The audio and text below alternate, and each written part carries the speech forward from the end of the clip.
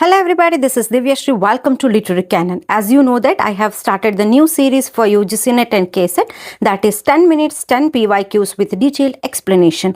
Without further ado, let's start the class. First question on the screen, which among the following is not a work by Scott? Means Walter Scott. Okay, so which among the following is not a work by Walter Scott? Rob Roy, Old Mortality, The Heart of Midlothian, D hello man. So ನಿಮ್ಗೆ ಗೊತ್ತಿದೆ ಅನ್ಕೋತೀನಿ hello men ಅಥವಾ hello man. Okay, hello man ಅಂತ ಬಂದಾಗ ನಿಮ್ಗೆ first ಯಾವ ತಲೆಗೆ ಬರುತ್ತೆ? ಟಿ.ಎಸ್. ಇಲಿಯಟ್ನ ಪೋಯಮ್ ಹ್ಯಾಲೋ ಮೆನ್ ಅಲ್ವಾ? ಸೊ ನೀವೇನು ಮಾಡ್ತೀರಾ, ಲೈಕ್ ಎಲಿಮಿನೇಷನ್ ಟೆಕ್ನಿಕಲ್ಲಿ ಹ್ಯಾಲೋ ಮೆನ್ನ ಡಿಲೀಟ್ ಮಾಡ್ತೀರಾ. That's correct. ಆ್ಯಕ್ಚುಲಿ ಆನ್ಸರ್ ಬಂದುಬಿಟ್ಟು D is not the work of Walter Scott. Okay, but the hello man ಅಂತಿದೆ. ಹ್ಯಾಲೋ ಮೆನ್ ನೋಡಿ, the hello men written by, it's a poem by T.S. Eliot, ಆಯ್ತಾ? T.S. Eliot, but The Hollow Man, okay, The Hollow Man ಇದು The Hollow Man by John Dickinson Carr. Okay, it's basically a novel. Okay, it's a novel. It's a detective novel ಅಂತಲೂ ಕೂಡ ಹೇಳ್ಬೋದು. It's a detective novel by John Dickinson Carr. Okay, so Rob Roy, which was published in the year 1817, then Old Mortality published in the year 1816, and The Heart of Midlothian published in the year 1818. So Rob Roy, Old Mortality, and The Heart of Midlothian are the works of Walter Scott, but The Hollow Man, it is a detective novel by John Dickinson Carr. Okay, don't get confused. Okay, next nodi, The Tale of Six and Algernon appears in which of the following works? The Tale of Six and Algernon appears in which of the following works? One is Book of Duchess, House of Fame, Parliament of Fowls, Troilus and Cressida. Okay, so answer is basically the Book of Duchess by Chaucer. Okay, ಇಲ್ಲಿ ಏನಪ್ಪ ಅಂತಂದರೆ basically book of ಡಚಸ್ಸಲ್ಲಿ ಒಂದು ಏನು story ಬರುತ್ತೆ. That's basically Ceyx and Alcyone. ಇಲ್ಲಿ ಏನಾಗುತ್ತೆ, ಅಲ್ಸಿನಾನ್ husband ಯಾರು, six, ಅವರು ಎಲ್ಲಿ ಹೋಗಿದ್ರು, ಈ ವೆಂಟ್ ಟು ದ ಸಿ. ತುಂಬ ವರ್ಷ ಆದರೂ ಬರ್ತಿರಲಿಲ್ಲ. ಸೊ ಹಾಗಾಗಿ ವೆಯ್ಟ್ ಮಾಡ್ತಿದ್ರೆ ಏನಾಯಿತು, ಹಸ್ಬೆಂಡಿಗೆ ಏನಾಯಿತು ಅಂತ ಹೇಳಿಬಿಟ್ಟು she is in that particular grief, ಆಯಿತಾ? So she asked with Juno, is the goddess. Okay, she is the goddess. Juno ಹತ್ರ ಕೇಳ್ತಿಲ್ಲ ಏನಾಯಿತು ನನ್ನ ಹಸ್ಬೆಂಡ್ಗೆ, I want to know. So ಆ ಟೈಮಲ್ಲಿ ಏನು ಮಾಡ್ತಾರೆ ಜೂನೋ, ಶಿ ಸೆಂಡ್ ಮಾರ್ಫಿಯಸ್ ಅಂತ ಹೇಳಿಬಿಟ್ಟು, Morpheus, he is the basically the god of sleep. ಇವ್ರನ್ನ ಏನು ಮಾಡ್ತಾರೆ, ಬೇಸಿಕಲಿ ಕಳಿಸ್ತಾರೆ, ಆಯಿತಾ? ಅಲ್ಲಿ ಡ್ರೀಮ್ ವಿಷನ್, ಆ ಡ್ರೀಮಲ್ಲಿ ಅಲ್ಸಿನನ್ನಿಗೆ ಗೊತ್ತಾಗತ್ತೆ she found the corps of six, ಆಯಿತಾ? ಅಂದರೆ ಅವರ ಡೆಡ್ ಬಾಡಿನ ಅವರು ಅಂದರೆ ಡ್ರೀಮಲ್ಲಿ ನೋಡ್ತಾರೆ. ಸೊ ಅಲ್ಲಿ ಗೊತ್ತಾಗುತ್ತೆ. ಅದನ್ನು ಬೇಸಿಕಲಿ ಸಿಕ್ಸ್ ಆ್ಯಂಡ್ ಅಲ್ಸಿನಾನ್ ಸ್ಟೋರಿನ ಯಾರಿಗೆ ರಿಸೆಂಬಲ್ ಮಾಡ್ತಾರೆ? That's basically John of Gaunt. Okay, John of Gaunt, who is mourning for the death of his wife Blanche. Okay, Blanche, who is Duchess of Lancaster, ಆಯಿತಾ? So ಇದೆರಡು, ಈ ಕಥೆನ basically Ceyx and ಅಲ್ಸಿನಾನ್ ಕಥೆನ John of ಗಾಂಟ್ನ ಸ್ಟೋರಿಗೆ ಏನು ಮಾಡ್ತಾರೆ, resemble ಮಾಡೋದಕ್ಕೆ ಈ ಒಂದು ಸ್ಟೋರಿಯನ್ನು ಅದರಲ್ಲಿ ಮಧ್ಯೆ ಹಾಕಿದ್ದಾರೆ. ಯಾವ ಪೋಯಮಲ್ಲಿ? ದ ಬುಕ್ ಆಫ್ ಡಚಸ್ ಅಲ್ಲಿ. ಓಕೆನಾ? ನೆಕ್ಸ್ಟ್ ಕ್ವೆಶ್ಚನ್ ನೋಡಿ, which of the following Shakespeare and heroes uttered the following? Which of the Shakespeare and heroes uttered the following? Let me be cruel, not unnatural. I will speak daggers to her, but use none. Let me be cruel, not unnatural. I will speak daggers to her, but use none. Which hero uttered this line? That's none other than Hamlet. ಇಲ್ಲಿ ಏನಾಗುತ್ತೆ ಅಂದರೆ act 3 scene 3 ಇಲ್ಲಿ scene 2 ಅಲ್ಲಿ basically ಏನಾಗುತ್ತೆ ಅಂತಂದರೆ Hamlet is preparing to go speak with his mother ಗರ್ಟಿಟ್ಯೂಡ್ in her closet, ಆಯಿತಾ? ಇಲ್ಲಿ ಏನಾಗುತ್ತೆ ಅಂದರೆ ಹ್ಯಾಮ್ಲೆಟ್ ಏನು ಮಾಡ್ತಾರೆ, ಅವರ ಅಮ್ಮನ ಹತ್ರ ಮಾತಾಡಬೇಕು. ಬಿಕಾಸ್ ಶಿ ಮ್ಯಾರಿಡ್ ಹ್ಯಾಮ್ಲೆಟ್ಸ್ ಅಂಕಲ್ ಅಲ್ವಾ? ಹ್ಯಾಮ್ಲೆಟ್ಸ್ ಅಂಕಲ್ನ ಮದುವೆ ಆಗಿದ್ರೆ soon after the death of ಹ್ಯಾಮ್ಲೆಟ್ಸ್ father. So ಹಾಗಾಗಿ ಅದೊಂದು ತುಂಬ ಕ್ವೆಶ್ಚನ್ ಇತ್ತು, ಅದರ ಬಗ್ಗೆ ಕ್ವೆಶ್ಚನ್ ಕೇಳಬೇಕು. ಹಾಗಾಗಿ ಅವರ ಕ್ಲೋಸೆಟಿಗೆ ಹೋಗಬೇಕು ಅಂತ ಡಿಸೈಡ್ ಮಾಡ್ತಾರೆ ಹ್ಯಾಮ್ಲೆಟ್. ಆ ಟೈಮಲ್ಲಿ ಬರೋಂತಹ ಒಂದು ಪರ್ಟಿಕ್ಯುಲರ್ ಲೈನ್ ಇಲ್ಲಿ ಏನು ಹೇಳ್ತಾರೆ ಅಂದರೆ, ಹಿ ಓವ್ಸ್ ಟು ಬಿ ಹಾರ್ಶ್. ಅವ್ರು ಹೇಳ್ತಾರೆ ನಾನು I should be very cruel, ಅಂದರೆ ನಾನು ಡೆಫಿನೆಟಾಗಿ ಹಾರ್ಶ್ ಆಗಿ ಮಾತಾಡ್ತೀನಿ ನಮ್ಮ ಅಮ್ಮನ ಹತ್ರ. ಆ್ಯಂಡ್ ಸ್ಪೀಕ್ ಡ್ಯಾಗರ್ಸ್ ಅಂತಂದ್ರೇನು, ಡ್ಯಾಗರ್ಸ್ ಅಂತಂದರೆ ಶಾರ್ಪ್ ವರ್ಡಿಂದ ನಾನು ನಮ್ಮ ಅಮ್ಮಂಗೆ ಕೇಳ್ತೀನಿ, ಯಾಕೆ ನೀನು ನನ್ನ ಅಂಕಲ್ನ ಮದುವೆ ಆದ soon after the death of my father, ಯಾಕೆ ನೀನು ಮಾಡಿದೆ ಹಾರ್ಶ್ ಆಗಿ ಮಾತಾಡ್ತೀನಿ, ನಾನು ತುಂಬ ಶಾರ್ಪ್ ವರ್ಡ್ಸನ್ನು ಯೂಸ್ ಮಾಡಿ ನಾನು ಕ್ವೆಶ್ಚನನ್ನು ಕೇಳ್ತೀನಿ. ಬಟ್ ಯೂಸ್ ನನ್ ಅಂತಂದ್ರೇನು, but promises not to physically harm her. Physically harm ಏನು ಮಾಡಲ್ಲ, ಕ್ವೆಶ್ಚನ್ ಕೇಳ್ತೀನಿ ನಾನು, ತುಂಬ ತೀಕ್ಷ್ಣವಾದಂಥ ಏನು ವರ್ಡ್ಸ್ಗಳಿಂದ ನಾನು ಕೇಳ್ತೀನಿ, ಯಾಕೆ ಈ ಥರ ಮಾಡಿದೆ ಅಂತ ಕೇಳ್ತೀನಿ. ಬಟ್ ಫಿಸಿಕಲಿ ಯಾವ ಕಾರಣಕ್ಕೂ ನಾನು ಹಾರ್ಮ್ ಮಾಡಲ್ಲ ಅನ್ನೋಂತಹ ಸೆಂಟೆನ್ಸ್ನ ಮೀನಿಂಗ್ ಇದು. Basically this is the particular lines from Hamlet. ಆಯಿತಾ, ನೆಕ್ಸ್ಟ್ ನೋಡಿ. Dash was a Canadian Born American writer. For his literary work he awarded Pulitzer Prize, okay, Nobel Prize for Literature and the National Medal of Arts. He is the only writer to win the National Award for Fiction 3 times. Okay, and he received the National Book Foundation's Lifetime Medal for Distinguished Contribution to American Letters in 1990. Who is he?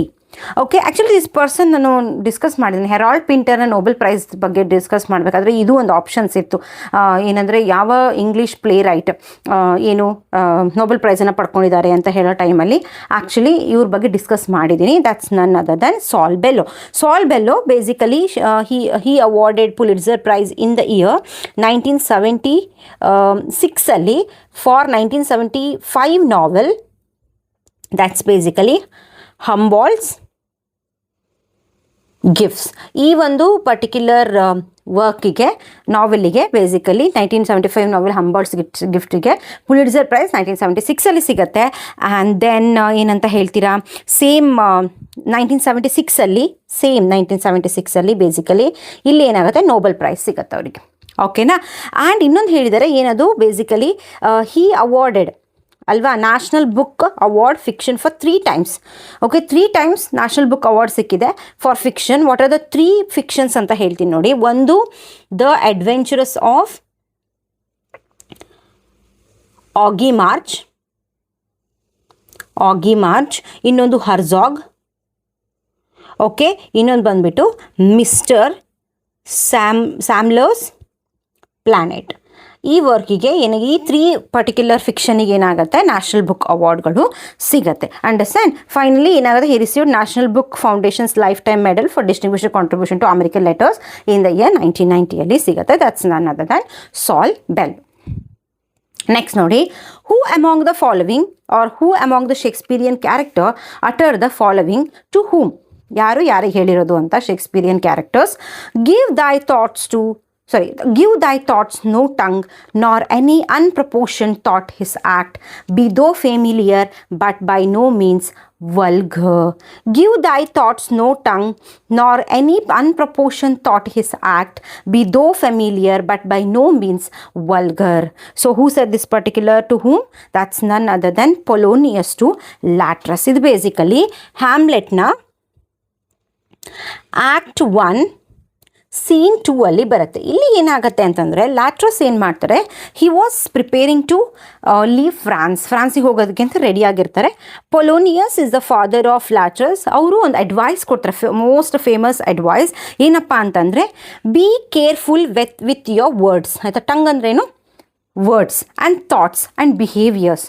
Okay, be careful with your words and behaviours.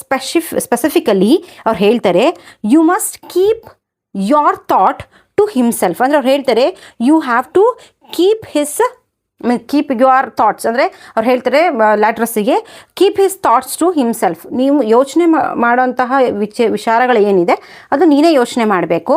ಆಯಿತಾ. And friendly with others. Though familiar ಅಂದ್ರೆ friendly with others without being cruel. ಆಯಿತಾ. No means vulgar ಅಂದರೆ don't be cruel ಅಥವಾ rude ಆಗಿ ಮಾತಾಡಬೇಡ, friendly ಆಗಿರು.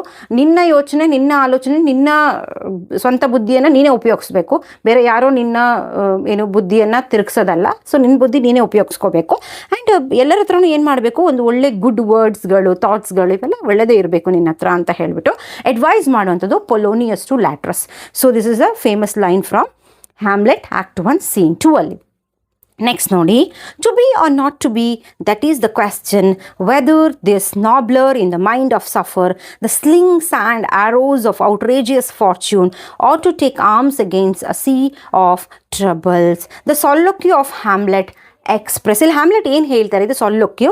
ಇದರಲ್ಲಿ actually Hamlet ಏನು ಹೇಳ್ತಾರೆ, to be or not to be, that is the question whether this nobler in the mind to suffer the slings and arrows of outrageous fortune or to take arms against the sea of troubles. This soliloquy of Hamlet express Hamlet's wish to commit suicide. To be or not to be ಅಂತಂದ್ರೇನು, to be or not to be ಅಂದರೆ to be refers to living, not to be means refers to dying. ಆಯಿತಾ, ಬದುಕದ ಬೇಡವಾ ಈ ಥರ. ಆಯಿತಾ, this the question. Here what happen, he is debating. ಏನು ಹೇಳ್ತಾರೆ ಅಂತಂದರೆ, he should continue his miserable life or end his own life. ಆಯಿತಾ, ಅಂದರೆ ಅವ್ರು ಹೇಳ್ತಾರೆ, ನಾನು ಇಂಥ ಮಿಸರೇಬಲ್ ಲೈಫನ್ನು ನಾನು ಲೀಡ್ ಮಾಡ್ತಾ ಹೋಗಬೇಕಾ ಅಥವಾ ಏನು ಮಾಡಬೇಕು, whether I should end up my life here itself. ಅದು ಆ ಥರ ಯೋಚನೆ ಮಾಡೋದು. ದಿಸ್ ಇಸ್ ಬೇಸಿಕಲಿ ಈ ಸ್ಟೇಟ್ಮೆಂಟ್ ಏನು ಹೇಳುತ್ತೆ ಅಂದರೆ, Hamlet's wish to commit suicide, he wants to commit suicide. ಆ ಟೈಮಲ್ಲಿ ಬರೋಂತಹ ಒಂದು ಪರ್ಟಿಕ್ಯುಲರ್ ಲೈನ್. ಆಯಿತಾ, Aldous dash Huxley was an English writer, novelist, philosopher and prominent members of the Huxley family. What is his middle name? What is his middle name? That's basically Leonard. Leonard is basically the middle. Aldous Leonard Huxley was born in the year 1894 to died in the year 1963. ಇಲ್ಲಿ ಏನಾಗುತ್ತೆ ಅಂತಂದರೆ, he is famous for ಏನಂತ ಹೇಳ್ತೀರಾ, dystopian novel Brave New World ಅಲ್ವಾ. So this famous for this particular work. His middle name is Leonard Huxley. Next ನೋಡಿ, Charles Dickens wrote under the pen name Boz. Okay, Boz ಅನ್ನೋಂತಹ particular pen ನೇಮನ್ನು use ಮಾಡ್ತಾ ಇದ್ರು. Using this particular pseudonym in his early collections of short pieces called Sketches by Boz, published in the year 1836. ಇಲ್ಲಿ use ಮಾಡಿರೋಂತಹ Nick name ಅಂತ ಹೇಳ್ಬೋದು. Very interesting fact ಏನಪ್ಪ ಅಂತಂದರೆ, the name was a family nickname. ಆಯಿತಾ, boss ಅನ್ನೋಂಥದ್ದು ಇದೆಯಲ್ಲ, family Nick name ಇದು. ಈ ನಿಕ್ ನೇಮ್ ಹೇಗೆ ಬಂತು ಅಂತಂದರೆ, this particular nickname derived from Moses. ಆಯಿತಾ, ಮಾಸಸ್ ಅನ್ನೋಂತಹ ಕ್ಯಾರೆಕ್ಟರಿಂದ ಬಂದಿರೋದು. ಈ ಕ್ಯಾರೆಕ್ಟರ್ ಎಲ್ಲಿದೆ ಅಂತಂದರೆ, this is a character from Oliver Goldsmith's the Vicar of Wakefield. Okay, so Vicar of Wakefield ಅಂತ ಹೇಳ್ಬಿಟ್ಟು ಓಲಿವರ್ ಗೋಲ್ಡ್ಸ್ನ ವರ್ಕಲ್ಲಿ ಒಬ್ರು ಕ್ಯಾರೆಕ್ಟರ್ ಬರ್ತಾರೆ, ಮಾಸಸ್ ಅಂತ ಹೇಳ್ಬಿಟ್ಟು. ಅದನ್ನು ಏನು ಮಾಡ್ತಾರೆ, ಬಾರೋ ಮಾಡ್ತಾರೆ. ಲೈಕ್ ಬಾಸಸ್ ಅಂತ ಇರುತ್ತೆ. ಆಯಿತಾ, ಬಾಸಸ್ ಅಂತ ಇರುತ್ತೆ. ಇವ್ರು ಏನು ಮಾಡ್ತಾರೆ, ಈ ಒಂದು ಸ್ಕೆಚಸ್ ಬೈ ಬಾಸ್ ಬರೆಯೋ ಟೈಮಲ್ಲಿ ಬಾಸ್ ಅಂತ ಮಾಡ್ತಾರೆ. ಬಾಸಸ್ ಇರೋದನ್ನು ಬಾಸ್ ಅಂತ ಮಾಡ್ತಾರೆ. ಯಾರು? Charles Dickens. ಸೊ ಹಾಗಾಗಿ ಈ ಒಂದು ಪರ್ಟಿಕ್ಯುಲರ್ ಪೆನ್ ನೇಮ್ ಬಂದಿರೋದು Oliver Goldsmith the Vicar of the ವೇಕ್ಫೀಲ್ಡ್ನ ಕ್ಯಾರೆಕ್ಟರ್ ಮಾಸಸ್ ಇಂದ. ಓಕೆ, ದೇ ಮೇ ಆಸ್ಕ್, ಇದು very important question. Some time they may ಯಾವ ಥರ ಕ್ವೆಶನ್ಸ್ ಬೇಕಾದರೂ ಕೇಳ್ಬೋದು. They may ask this question. ಆಯಿತಾ, GB Shaw received the Nobel Prize in GB Shaw received the Nobel Prize in the year 1925. ಆಯಿತಾ, you must know the ಯಾರ್ಯಾರು Nobel prize ಇರ್ಬೋದು, Pulitzer price ಇರ್ಬೋದು, ಆಮೇಲೆ ಇನ್ನೊಂದು ಯಾವುದು ಬುಕರ್ ಪ್ರೈಸ್, ಇದೆಲ್ಲ ಗೊತ್ತಿರಬೇಕು. ನೀವು ಕ್ವೆಶ್ಚನ್ ಪೇಪರ್ ಸಾಲ್ವ್ ಮಾಡಬೇಕಾದ್ರೆ ನಿಮ್ಗೆ ಗೊತ್ತಾಗುತ್ತೆ ಪುಲಿಟ್ಜರ್ ಪ್ರೈಸ್ ಯಾವುದಕ್ಕೆ ಯಾರು ತೊಗೊಂಡಿದ್ದಾರೆ ಅಂತ. ನೀವು ಕ್ವೆಶ್ಚನ್ ಪೇಪರ್ ಸಾಲ್ವ್ ಮಾಡಬೇಕಾದ್ರೆ ಒಂದು ನೋಟ್ಬುಕ್ನ ಲಾಸ್ಟ್ ಪೇಜಲ್ಲಿ ಪುಲಿಟ್ಜರ್ ಪ್ರೈಸ್ ಅಂತ ಒಂದು ಕಾಲಮ್ ಮಾಡ್ಕೊಳ್ಳಿ, ನೋಬೆಲ್ ಪ್ರೈಸ್ ಅಂತ ಒಂದು ಕಾಲಮ್ ಮಾಡ್ಕೊಳ್ಳಿ, ಆಮೇಲೆ ಬುಕರ್ ಪ್ರೈಸ್ ಅಂತ ಮಾಡ್ಕೊಳ್ಳಿ, ಅಲ್ಲೇ ಆ್ಯಡ್ ಮಾಡ್ತಾ ಹೋಗಿ. ಓಕೆನಾ. ಸೊ ನೆಕ್ಸ್ಟ್ ನೋಡಿ, last question. Who is the speaker of the following? I thrice presented him a kingly crown, which he did thrice refuse. I thrice presented him a kingly crown, which he did thrice refuse. Okay, this is basically the line. Who is the speaker? Speaker is basically Mark Antony. This line is taken from Shakespeare's Julius Caesar ಇಂದ ತಗೊಂಡಿರೋದು. ಆಯ್ತಾ, Julius Caesar act 3 scene 2 ಅಲ್ಲಿ ಬರೋಂಥದ್ದು. Okay, one second. Caesar spelling CAESAR. Okay, Caesar act 3 scene 2 ಇಂದ ತೊಗೊಂಡಿರೋಂಥದ್ದು. ಇಲ್ಲಿ ಏನಾಗುತ್ತೆ ಅಂದರೆ, Antony delivers speech during the funeral ceremony of Caesar. Actually Brutus ಏನು ಮಾಡ್ತಾರೆ, ಸೀಸರನ್ನು ಸಾಯಿಸ್ತಾರೆ. ಆಮೇಲೆ ಬ್ರೂಟಸ್ ಮಾತಾಡ್ತಾರೆ, ರೋಮನ್ ಜನತೆಗೆ ಮಾತಾಡ್ತಾರೆ, ಏನಪ್ಪ ಅಂತಂದರೆ ಈಸ್ ಟು ಆಂಬಿಷಿಯಸ್. ಸೊ ಹಾಗಾಗಿ ಇಟ್ಸ್ ವೆರಿ ಏನಂತ ಹೇಳ್ತೀರಾ ಪ್ರಾಬ್ಲಮ್ಯಾಟಿಕ್ ಟು ರೋಮ್. ಸೊ ನಿಮಗೆ ಪೀಪಲ್ಗಿರ್ಬೋದು, ನಮ್ಮ ಕಿಂಗ್ಡಮಿಗಿರ್ಬೋದು ತುಂಬ ಪ್ರಾಬ್ಲಮ್ಯಾಟಿಕ್ ಆಗುತ್ತೆ. Julius Caesar is very ambitious. So ಹಾಗಾಗಿ ನಾವು ಅವ್ರನ್ನ ಏನು ಮಾಡಿದ್ವಿ, ಸಾಯಿಸಿದ್ವಿ ಅಂತ ಹೇಳ್ತಾರೆ. ಅದಕ್ಕೆ ಏನು ಕೌಂಟ್ರಾಗಿ ಮಾರ್ಕ್ ಆ್ಯಂಟೋನಿ ಮಾತಾಡ್ತಾರೆ. ಅವ್ರು ಕನ್ವಿನ್ಸ್ ಮಾಡ್ತಾರೆ ಆ್ಯಕ್ಚುಲಿ ರೋಮನ್ನ ಜನತೆಗೆ Caesar was not ambitious. Okay, Caesar is not ambitious ಅಂತ ಹೇಳ್ಬಿಟ್ಟು ಕನ್ವಿನ್ಸ್ ಮಾಡ್ತಾರೆ during the funeral ceremony of Caesar. Okay, this is the last question. Already we have discussed about this. Okay, this is my Telegram channel. Feel free to join this channel. ಎಲ್ಲ PDF already ಇದಕ್ಕೆ upload ಮಾಡಿದ್ದೀನಿ, ಇದನ್ನೂ upload ಮಾಡ್ತೀನಿ. ಓಕೆನಾ? So what you have to do, like ಮಾಡಿ, share ಮಾಡಿ, comment ಮಾಡಿ and subscribe ಮಾಡಿ. ಓಕೆನಾ? ಸೊ ನೆಕ್ಸ್ಟ್ ಮತ್ತೆ 10 minutes 10 PYQ ಜೊತೆ ಮತ್ತೆ ಬರ್ತೀನಿ. ಅಂಟಿಲ್ ದೆನ್ ಟೇಕ್ ಕೇರ್, ಬಾಯ್ ಬಾಯ್.